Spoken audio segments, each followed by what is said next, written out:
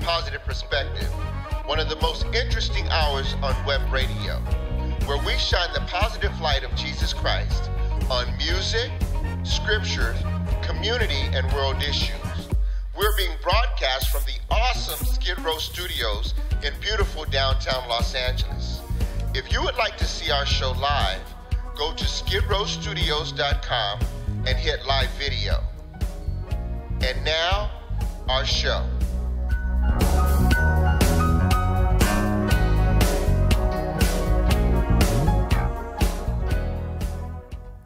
Hi, I'm Willis Boyd. And I'm Denise Boyd. And you're listening to Positive Perspective.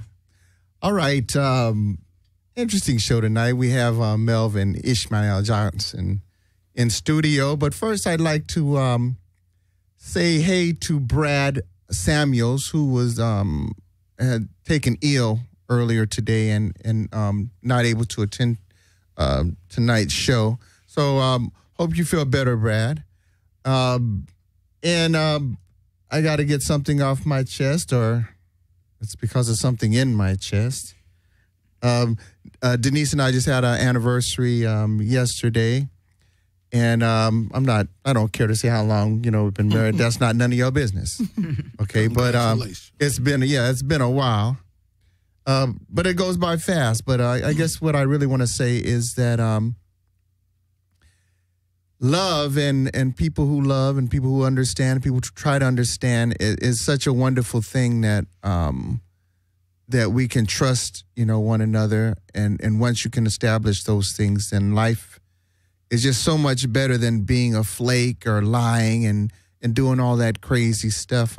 I'd like to read 1 Corinthians 13, and it's verses 4 through 7, I believe.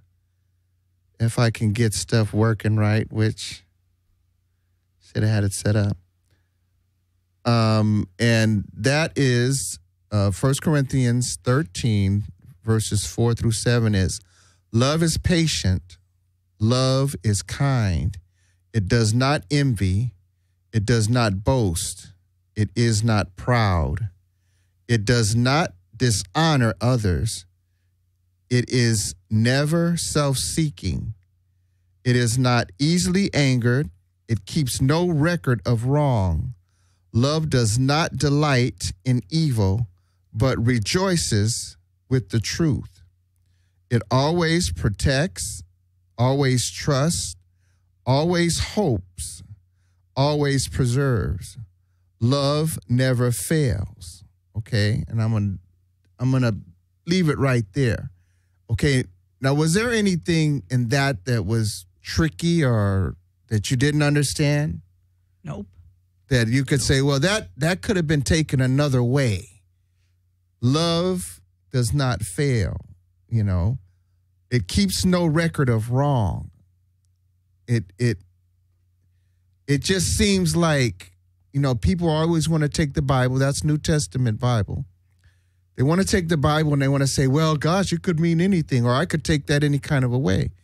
But if we could, and it's impossible, I believe, for us to love like this. I think that only with the Spirit of Christ Jesus that we are able to love in this manner, and we still can't get it. We won't get it right. We're too selfish, and we're all that. We're human. So, but there are some beautiful people in this world that are trying really hard to achieve this. And those are the people that you can trust. And when words come out of their mouths, you can depend on those words. You can depend on that person. And I've been very blessed to be with a woman that is that way, and the closest thing to Jesus Christ that I've met on this earth. And also have been in the company of some people that are mentoring me, and I'm able to trust. So I just had to get that off my chest. It was on my heart. It was on my heart. Okay. So we're going to go ahead and kick the show off now. And last week's show was an interesting show. It was the title, which I haven't seen the summary in yet. Shame on me. but it was Black Failure, Jewish Success in America, which sparked some very interesting conversation, I believe. But some things came out of that. I kind of want to recap on, and we were talking about back in those days, the black leaders not being able to keep the prophet or the superstars in the community. And it was something that I believe you brought up, Melvin, that the superstars, Jackie Robinson and whoever, went to the Dodgers and wherever and took basically the fame and the money away from the community rather than rally together and keep that talent and that money in the community. Okay. Now, I want you to expound on that just a little bit, but tonight's discussion is going to be about segregation and desegregation, the pros and cons of it. So if you could kind of just recap on that a little bit. Mm-hmm. And what I was saying last week is using the Jackie Robinson situation, in which I think he went into the major leagues maybe in 1947, something like that, somewhere around. Might have been But anyway, the situation was that up until that time, you had what they called a Negro Baseball League. And the Negro Baseball League was a very important part of the black economy because it was not only just baseball, but you had a lot of other spin-off business that went with it, the insurance company, the restaurants, the entertainment just came with that particular situation. And what happened is when they opened the door with Jackie Robinson and were able to offer higher prices and incentive, this led to the destruction of the Negro League, and it had an impact on what was happening in the black community. That's just one example. It was not only just the sports, but that was the main thing. Mm-hmm. In that sense. So just to make sure I understand fully what you're saying is that when the blacks started integrating into the professional white leagues and stuff, it shut down all of the businesses. Then basically they didn't integrate also into it. They were kind of left behind. The restaurants that were there where people went to, the concession sellers, the parking lot attendants, or all of those things. Exactly. So why didn't white people want to integrate into the black leagues? Because the white people was, if you want to call them that, they controlled the mainstream economy, not the blacks. Mm-hmm. You know, the blacks at that time was controlling their own economy, their own community that they existed in, mm-hmm. but it didn't compare to the mainstream economy. That's one of the reasons it failed, is because it couldn't compete with the huge amount of money. Mm-hmm. Right. A lot of the reason why black actors, athletes, and so forth and so on left is because of money. Exactly. Right. Well, why didn't the people that I guess my question is that were working on these subsidiary jobs, kind of like, or these outside jobs, why did they not move on into the jobs that were, you know, when the athletes and actors and stuff, why did they not try to move into those jobs also? Because those jobs was already, they were already filled. They were already filled by the ones who was controlling their own economy. But I mean, if you had, let's say, a baseball game, you had 30,000 people going to a game, and before the integration, then all of a sudden you have 50,000 people. Wouldn't they not need, because you're now drawing not only the white audience but the black audience there, so more people are going to be going to the games? Wouldn't it mean you need more people working? There's going to be. But you didn't hire black people then in those days. You didn't hire them, so they would. Melvin is basically saying, and I do understand that they kept everything. They used our talent, but they didn't give us the opportunities that those talents provided for themselves, and I do understand that. But it just seems like, what we'll do is we'll kind of hash out some of the our differences, off the air, and then maybe we can regroup and come back and put it into a concentrated discussion. Okay. All right. So tonight's topic is segregation, and that's kind of basically what we're talking about a little bit now. The pros and cons. I wish Brad could have been here, because the Jewish people we kind of talked a little bit, and he said they were supposed to be separated from everybody, basically, the way he was saying that, what I've read in the Bible, and I did not do my research there a little bit to make it a little bit more interesting. But we've kind of always heard your belief about segregation and the desegregation of black people into the white community, and how it's hurt us. But is there any positive things that have come from it? Desegregation. You're right. See, I had no problem with the Brown versus Board of Education, 1954. That really broke down that separate but equal doctrine. My problem was with the direction that the so-called black leadership moved in after that decision. That's what I had to. So you're saying basically the black leadership was not there to try to bring the black community into the white community. They kind of just left them out there to flounder for themselves. Well, they fell for a fantasy. And the whole civil rights, the concept of civil rights is a fantasy. That's what it is. And what they should have... would you say a fantasy or... it's a fallacy. Oh, fallacy. Okay. Okay. I got in you. a sense.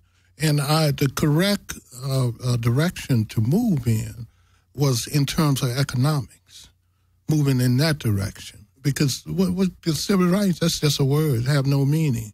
But economics, we're talking about jobs and business and things like that. And they didn't move in that direction. And it would have been, and no other ethnic groups, was asked to move in that kind of, no other leadership took their group as a whole in that direction. They always went in the direction of developing their own economy of their community. And remember, we exist in two, what we call a dual plural economic system that we exist in. That being, in the United States that we have now, especially after World War II, right? You got all of these ethnic communities all over the United States that control the economic life of their community. Yeah, but yet and still they exist in their community and they exist in the mainstream community, what I call the shopping mall community. Everybody mixed in that community. But see, the African American, we don't control the economic life of our community. We exist where? Only in that shopping mall community. No other community like that here. I know, but what is? I mean, you say that, but there's so many brilliant black entrepreneurs and so many brilliant black business people, and I mean, why don't you think we cannot or have not created something that is going to lead us in a more positive direction? Because we don't consult. If Oprah Winfrey had $1 billion, it wouldn't matter, because it's not about that. That's not wealth. Wealth is controlling resources. That's controlling Microsofts. That's what we're talking about. See, in African America, we don't control. What do we produce? Do we have any toothpick factories? Name me one big factory, something that the African American produce as a whole. We are consumers. See, and consumers is always going in a capitalistic system like we live in, very sophisticated. See, and we see the results of what's happening when you don't control the economic life of your community. All you have to do is walk down the Skidrow. All you do is walk through the community and look who's at the bottom. You know, the older they get, we even seeing younger people in their 20s now trying to find their way in these economies.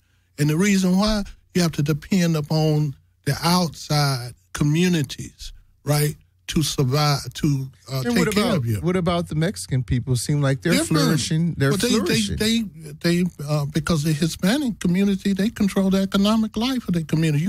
And one of the best examples you got is down in Miami. Who controlled Miami? The Cubans that came over here, they control Miami.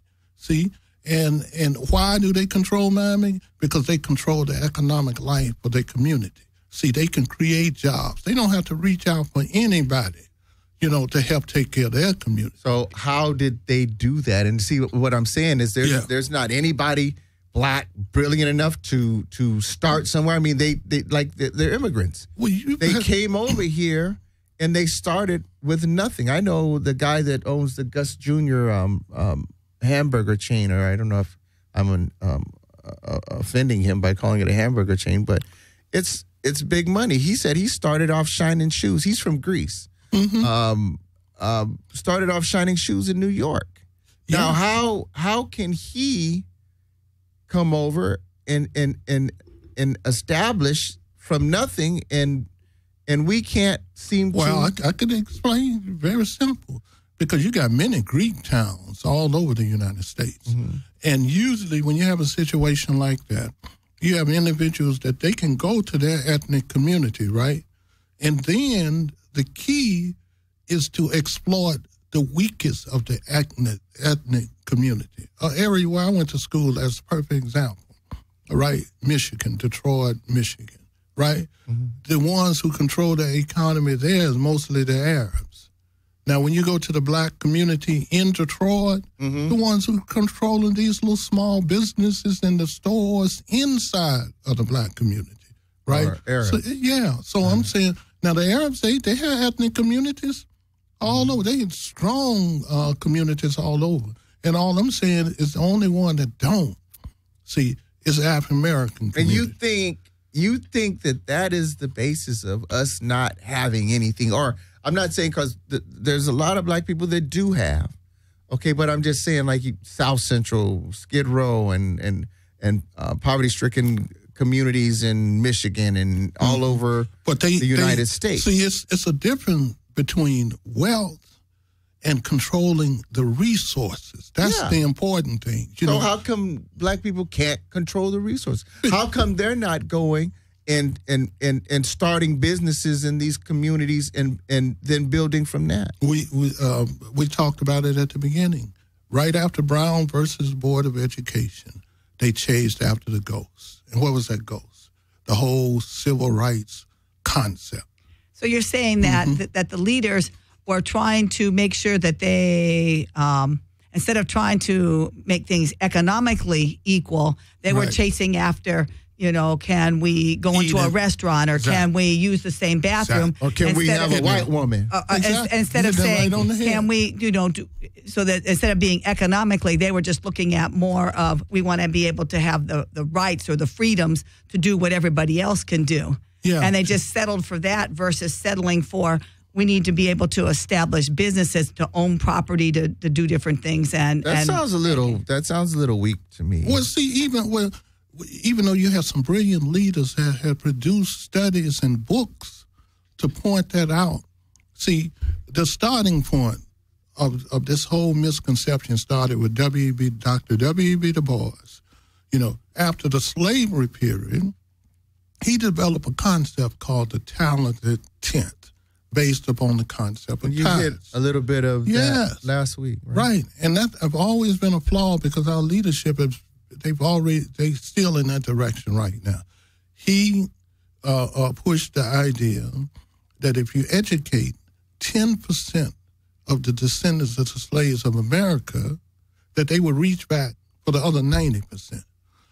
Now, a brilliant scholar, Carter G. Woodson, he wrote the book, The Miseducation of the Negro, to prove that was a fallacy.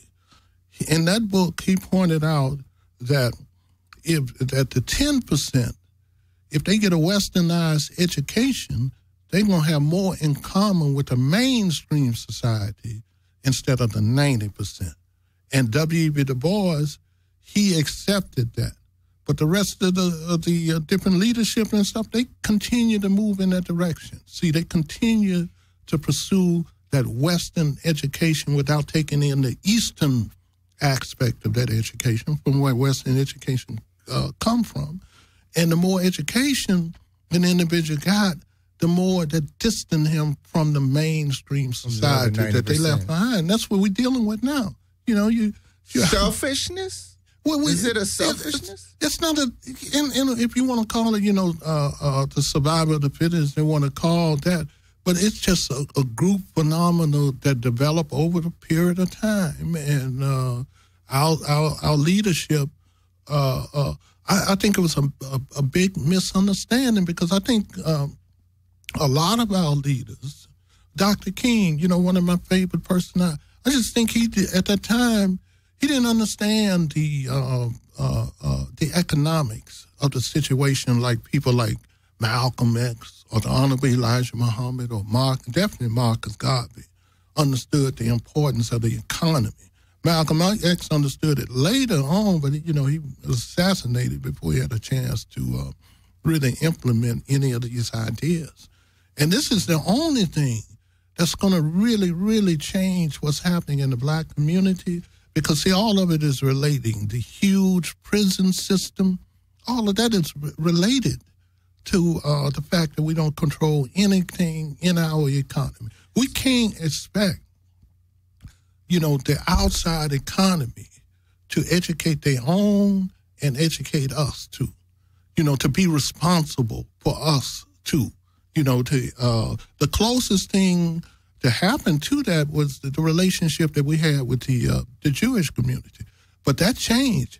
They were forced into that kind of relationship because they were segregated against also, so the two of them had to work together. Mm-hmm. But that relationship broke down, after the time of Dr. King, and when you look at it right now, the African Americans and the Jewish community is, they not like they used to be. Mm-hmm. They used to be close. Mm-hmm. They used to work together. The Jewish community, the intellectuals, are really responsible for developing most of the civil rights concepts and the civil rights movements, NAACP and all of that. Mm-hmm. That's weird. So what do you think was the reason for a breakdown of the relationship between black and Well, I think the reason for the relationship is tied into two things. It's tied into what's happening in Israel, and which is apartheid type system, and it's tied into the lessening of these racism that was generated towards the Jewish people. When they got more of their freedom, to more control of the mainstream society, especially the economy and all that kind of stuff like that. Mm-hmm. Yeah. And so they moved in a direction where if it's the African American, we still in that situation. They haven't really, society we live in, they haven't really loosened the string of segregation. Capitalistic society always need new markets to exploit. See, and it's just happening our community because we're the less organized. We don't understand anything about economics. And so that's how come all over the United States, every big city you can think of, we have, even though we've had, this is why you could have a situation where you have a black mayor and they still toe up. These are the worst cities and stuff. It's meaningless unless you control the economy of those cities and communities. Do you think then, because of the welfare system, as what I call an entitlement program, has made people less hungry or less aggressive to strive to try to get ahead? Because what I see a lot with the immigrants that have come over, and like you were talking about the Greeks and a lot of the Hispanics and stuff, they have that hunger to try to succeed, where there's a lot of generation after generation after generation of the Black community that's been on welfare, that it now becomes, that's just a way of life. So my mom was on it, my grandmother was on it, I'm going to be on it. And they lose that hunger to try to be successful or something. Well, it's part of the economy that go all the way back to the slave period. That was the beginning of it. See, and that's part of the whole problem of the descendants of the slaves of America. It's a fact that this country that exploited the descendants of the slave of America built modern capitalism on their back, you know, and then after, you know, Emancipation Proclamation, now you're free, go out there. But where's the reparation? Where's the so-called 40 acres and the mule and all that kind of stuff? See? Or where's even the education on how to handle that freedom? Yeah, exactly. And the African Americans, from that point on, all the way up until Brown versus the Board of Education, before segregation came, did much better. You had more business. We was in better control of the economy than we are now. See, we've always, and they got figures on it. I was listening to Dr. Claude Anderson. You know, he was talking about at the end of the Emancipation Proclamation, we control 1/2 or 1% of the mainstream economy. And right now, almost 100 years later, we still control 1/2 or 1% of the mainstream economy. And that means, it means nothing if Magic Johnson got 10 billion or Oprah Winfrey got that. It's about what resources do you control, what banks do you control, what Microsoft companies that you control. That's what's important. See? Okay, well, we're going to take a quick break right now to see what's going on.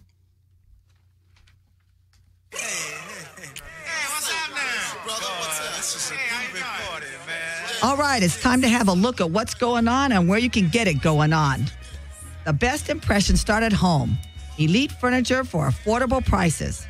For more information, contact Richard Boyd at 951-214-8555. Drama Stage Qumran has a weekly Veterans Theater workshop led by Melvin Ishmael Johnson and Erlene Anthony. The workshop is on Wednesday nights from 4 to 6 p.m. A free course in stage managing, playwriting, and more.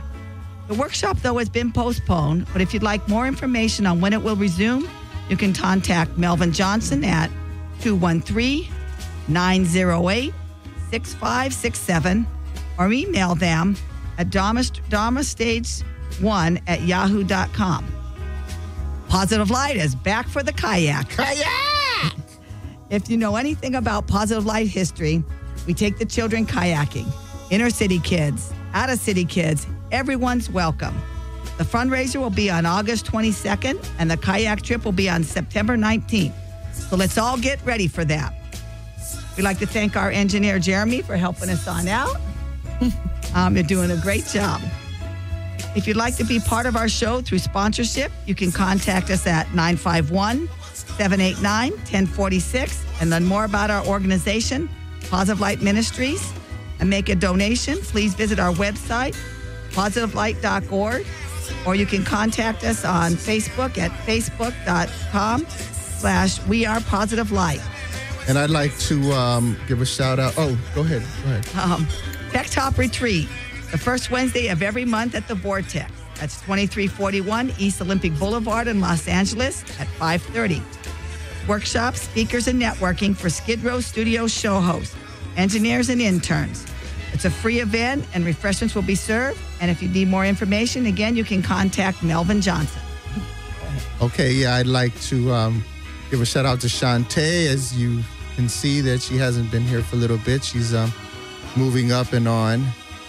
She's got her own radio show at UC Irvine, and I'm going to give her a plug right now. It says, start your mornings off right by listening to Mosaic of Sound, a groovy new mix of neo-soul, indie, R&B, and alternative with DJ Shani every Tuesday morning from 8 to 6 a.m. Tune in to 88.9 FM or stream online at kuci.org. And the girl is tough, so pay attention. Back to our show. All right. We're going to just resume our conversation with Melvin in studio tonight. Melvin Ishmael Johnson at the lovely Skidrow Studios in beautiful downtown Los Angeles. Okay, so we were talking about the Brown versus Board of Education. Okay, go ahead. Mm-hmm. And can you remember where you left off, or? I think we mentioned that the African American community as a whole were in more control and in better shape from emancipation all the way up until that period. Since segregation or desegregation in 1954, all the way up until now. And not being in control of financial, I guess, our financial futures or anything like that, but not owning banks and the resources that create jobs and opportunities for not only black people, but for everybody. But it seems like in the society that we're living in, everybody seems to take care of their own. When you go into a restaurant or anything that's owned by, I'll say, Latinos or Mexicans, that's all you see working there basically in Los Angeles, Riverside.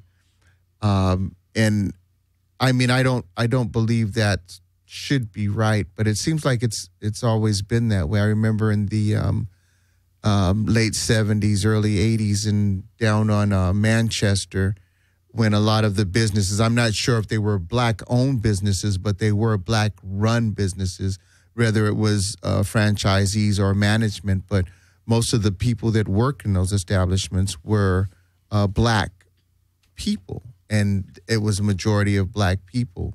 And I'm not sure why the government or the state allows a business to just hire 90% or even 95% of one race of people when you know that there's a lot of other people out there that need to work. Mm-hmm. And the bottom line is because it's not in the hands of the government, or because I feel what we must understand is that we live in a competitive economic society, and I don't have a big problem with the type of society that we're living in right now. I know, but when you look at that, mm-hmm. when you really look at what I just said, mm-hmm. if companies like my company, my hat's off to them because they've been hiring people, and man, you see black, white, you see Asians, you see a mixture of everything. Finally, mm-hmm. after all these years, I've been with the company for quite some time, and it used to be they only hired white people, or mm-hmm. they only hired family, which was generally white people because that's what the family was. It was that whole system. But mm-hmm. imagine if, say, is it called King Taco down there? Imagine if they could not hire 90% of Hispanic people and they had to hire a little bit of everybody and had a percentage of a little bit of everybody. Imagine what that would do for people who wanted jobs. Mm-hmm. I mean, do you understand what I'm saying? Mm-hmm. What I'm mm-hmm. getting at? Then you don't have one race of people looking for a job and not being able to get a job because of racism, mm-hmm. basically. Mm-hmm. Well, I know some of the companies, and there's a lot of government programs out there that's helped try to integrate companies more, so they weren't just solely one race or another. That's they've paid incentives and stuff. 10% set aside. Yeah, and so I know, like with my company, and I've been with it for quite a while. And one of the things that they do is their belief is we should hire what the percentage is in the community that we work in, because they believe that the company's there to support the community. So if you have, 50% white and 20% black and 15% Asian and whatever the other percent is Hispanics, that's what your workforce should make up, including your management should be representative of that. Mm-hmm. And I have seen like over the years, the company has finally changed, because I worked for a company that was Texas-based, and we used to everybody say, oh, it's a good old boy company. It was almost all white males that were in there, because that's the good old boy company. Yeah. Over the years now, the company has finally got a light bulb that came on, and it comes from your upper management, your CEOs, your presidents of the company, not the commoner that's just working, pulling orders and loading the truck. Well, see, I have no problem with, for example, if blacks controlling their own community. I'm not saying that they have to hire other blacks or just blacks. No, you reach for the best minds. See, but you can't compete if you're not controlling the economic life of your community. The ones who can control that, right, they're the ones who can get the best minds. That's what happened that's how come out 114 black schools is in such a bad shape. It's because the ones with the big money, they were able to get the best minds and pull them out of those schools, and now they at the Ivy League schools, and the best athletes that used to be at these black schools, they scooped those up. They at Alabama, they at Mississippi, they at all of these schools now. See, simply because the black community, the way it's organized, they can't compete. Well, they didn't have anything to offer to keep them there. They don't even control anything in their own community, the economic life of their own community. And that's that's a center point of the main problem that's affecting African American right now. So do you think that it's, for lack of a better term, it's kind of like a sellout, that I'm just going to be content with whatever gets thrown off to me instead of trying to strive? I mean, is that the mentality level of the generations coming on up?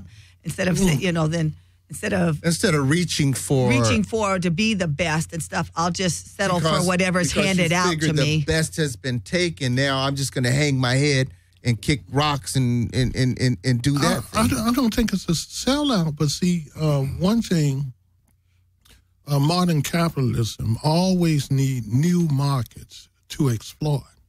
If they're not there, they're going to create these markets.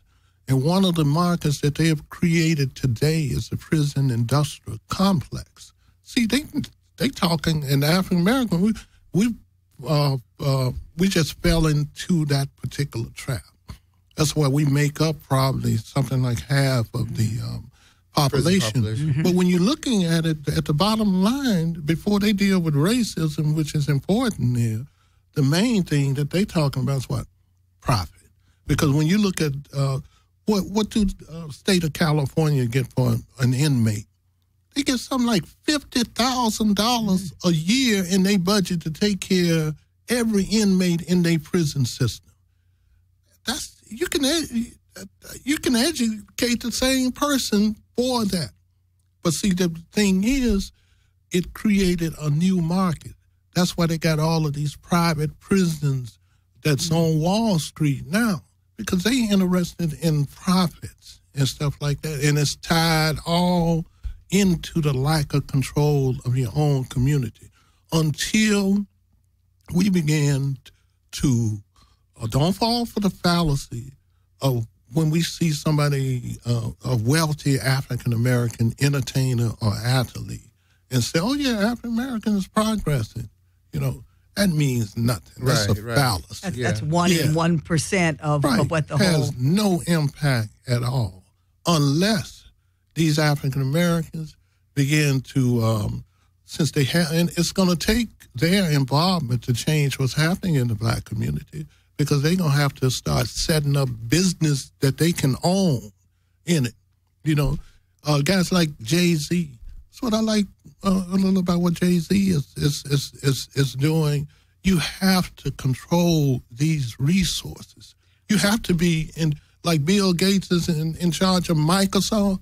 That's what we need among African Americans. See, and you got to create things that the community need.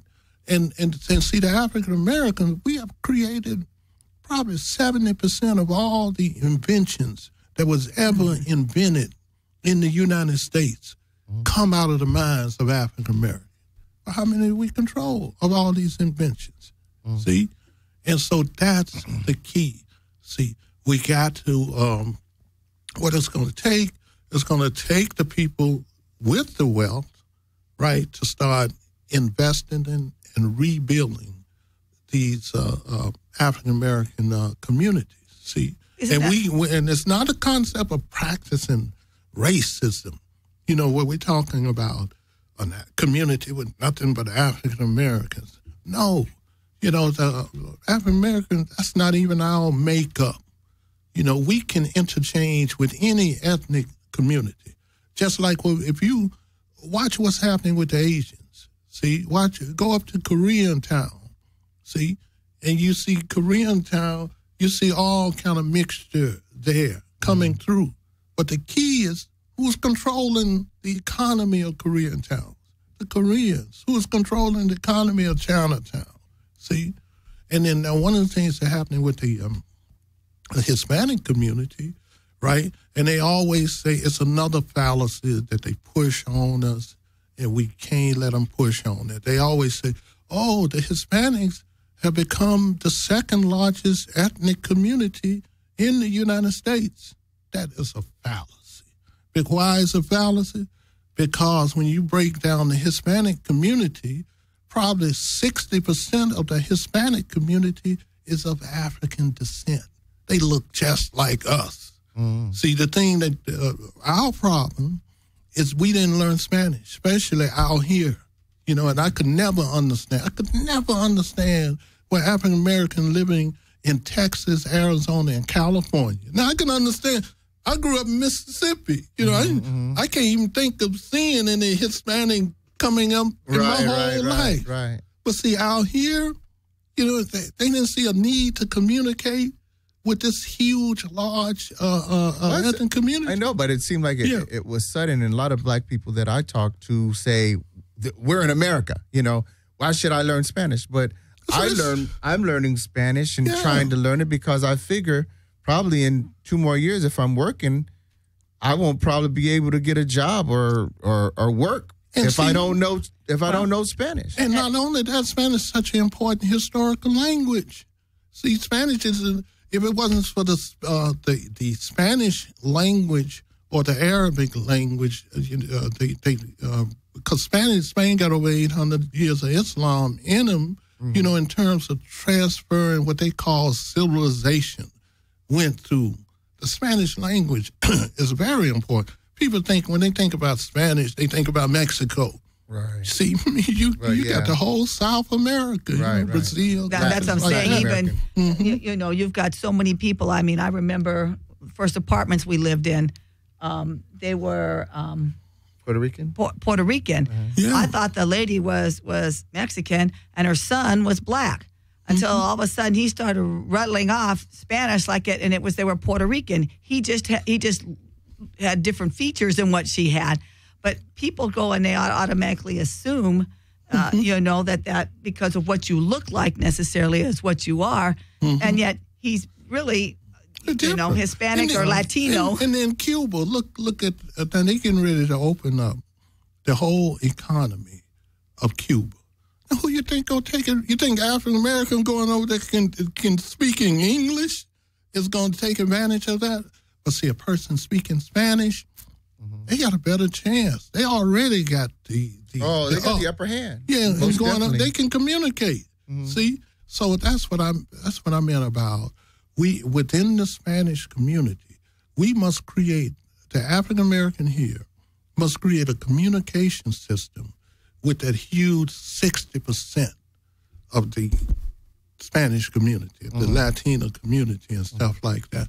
And the only way we're gonna do it is through the language, so we can communicate. But I think like the bilingual classes in schools now that you can put your children in, right? Yeah, they're now starting, which is great. It used to be that the bilingual classes were only for Spanish speaking to learn English. Now they're starting to open up, and I think that's where the schools have been shortcoming both the white, the black, whatever, because now they're starting to open up where they say, oh, now we can put in the English-speaking kids can now go into a bilingual class to start learning Spanish. If you start teaching a 5- and 6-year-old Spanish, You know, at Then that it's age, gonna be like- by the time they get to be in high school, it's a second language for them. It's not like a high school kid that goes into a Spanish class and takes Spanish for 2 years and they learned proper Spanish. You know, that isn't even what the Hispanic people in our country speak. You know, all they're learning is, you know, just like we don't speak proper English. And you don't retain, but, you know, probably 1% of what you're being taught. You So, learn it Norman, from a kid. What do you think, though, are true advantages of desegregation? I mean, I think getting rid of segregation. Well, getting rid of segregation or desegregation of in the United States. Now, I think, you know, everything is moving at a turtle's pace or even a snail's pace as far as, like you say, civil rights, separate but not equal, or equal, you know, to the white society or even the Latino society now, because there's a lot of racism going on between Latinos and blacks, and like I said, management in places that are only hiring Latinos and using, well, we need bilingual people as an excuse or something like that. But even back in the day, what were the advantages of desegregation? Well, the advantage of desegregation is that it opened up the mainstream economy to everyone.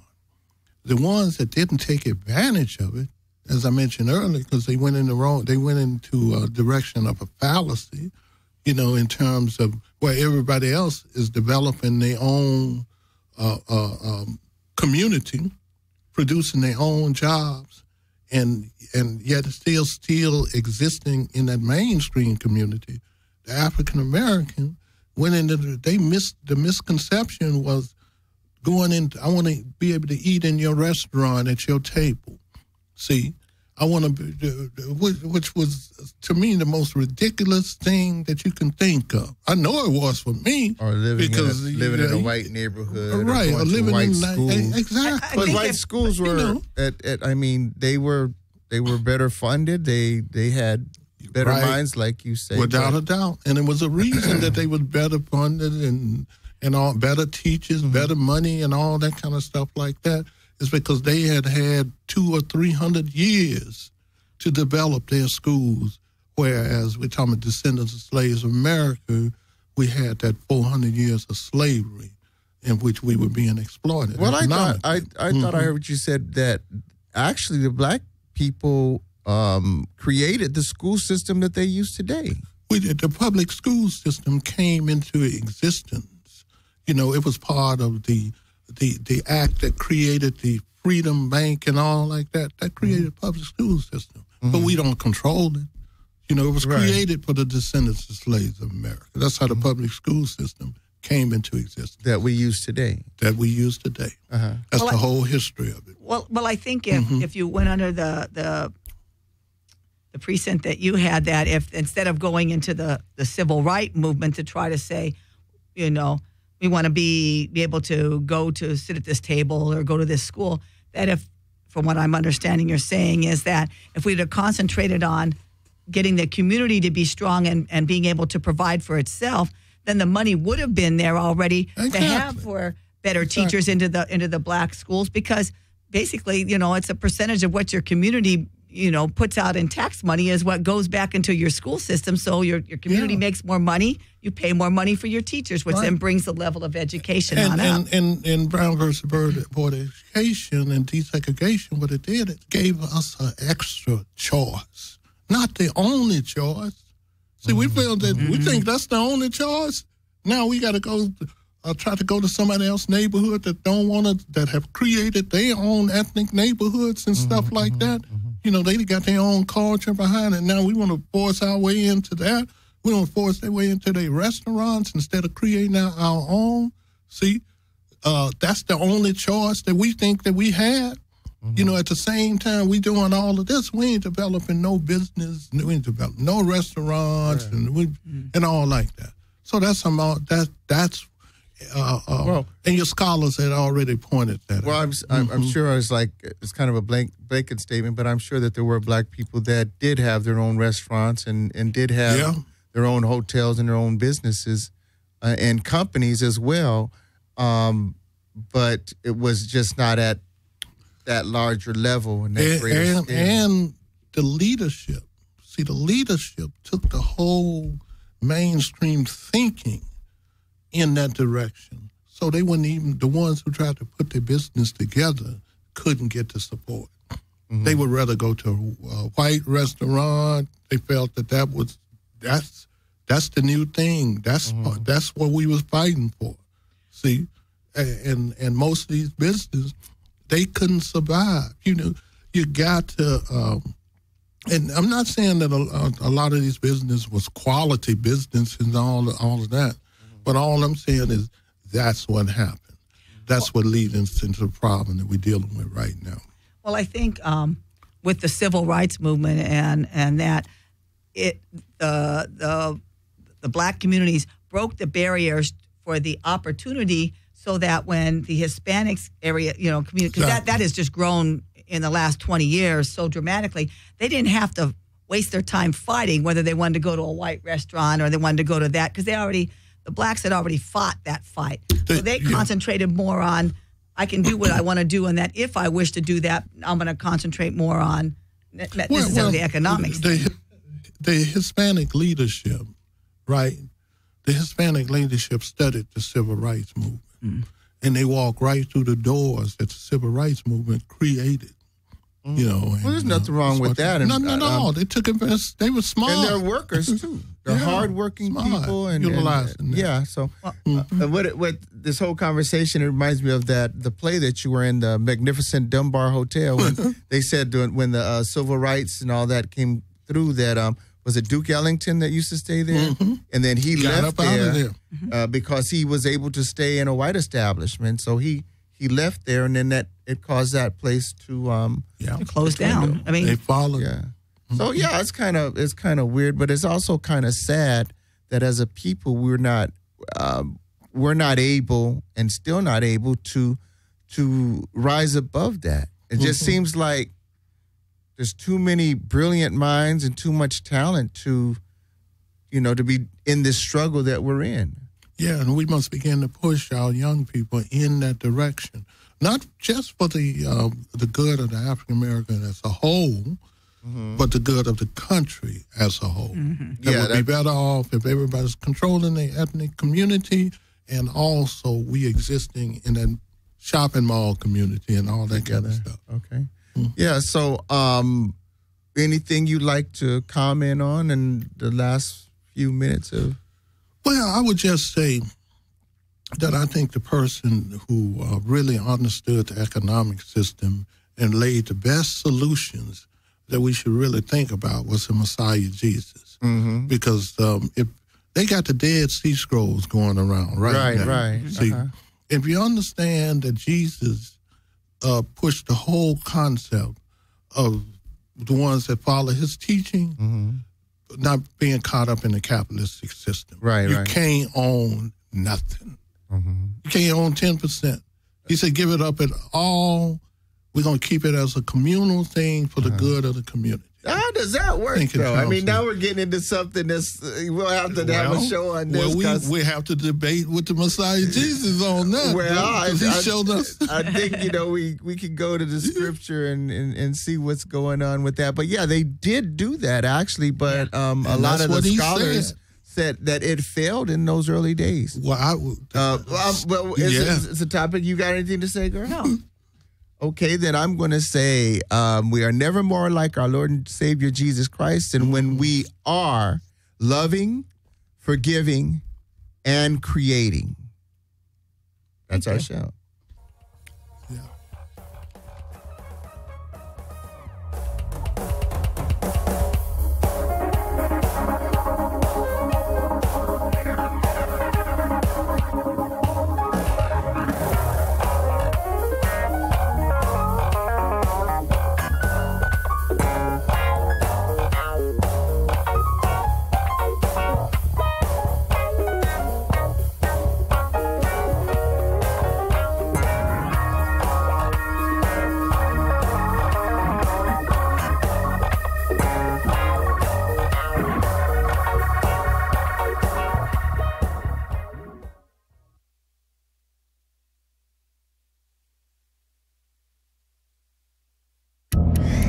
Do you